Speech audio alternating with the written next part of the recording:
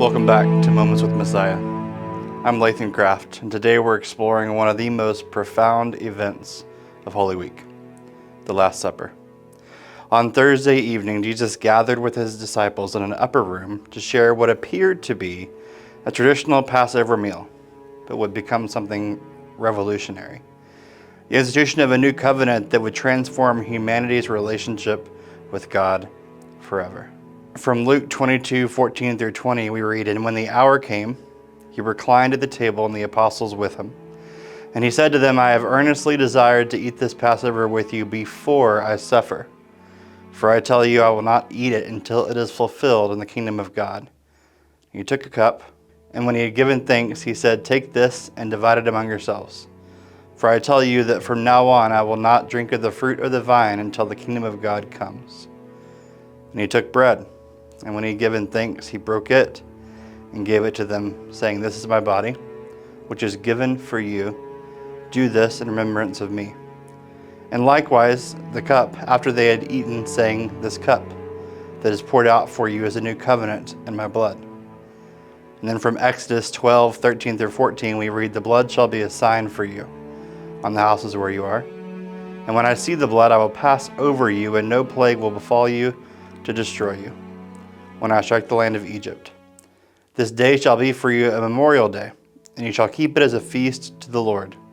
Throughout your generations, as a statute forever, you shall keep it as a feast."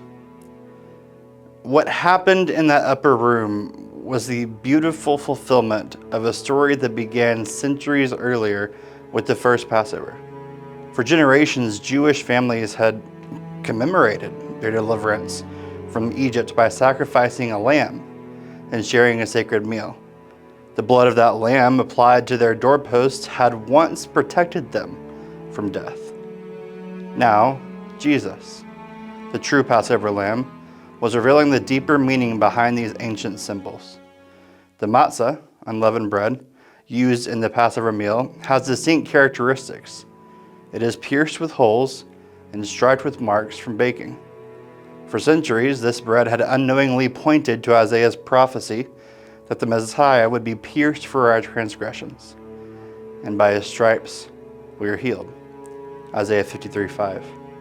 When Jesus lifted the third cup of the cedar, known as the cup of redemption, and declared it to be his blood of the new covenant, he was transforming this memorial of physical deliverance into the means of eternal spiritual salvation.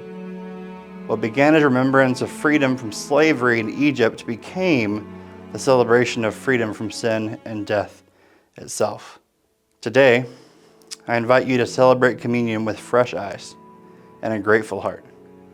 Whether you take formal communion or simply pause with bread and juice, remember the extraordinary depth of Jesus' sacrifice. As you hold the bread, consider how his body was broken for you personally. As you drink, reflect on his blood shed to establish a new covenant that gives you direct access to God. Don't let familiarity diminish the wonder of this sacred meal. Jesus said, "Do this in remembrance of me," not just as a ritual, but as a living connection to him.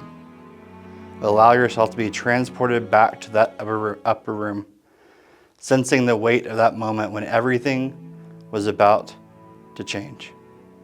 The Last Supper stands as a pivotal moment when ancient shadows gave way to divine reality. In those simple moments of bread and wine, we find the profound truth that God himself would become the sacrifice that ends all sacrifices. The meal that began as a remembrance of past deliverance became the promise of eternal redemption. As you continue your Holy Week journey, carry the power of this sacred meal in your heart. Every time you see bread broken or wine poured, remember that you're living in the new covenant purchased by the blood of the Lamb. The protection once provided by blood on doorposts is now eternally secured by the blood of Christ applied to the doorposts of our hearts. Thanks for joining me for Moments with Messiah. Remember that at the Messiah's table we enter into a new covenant. Until next time.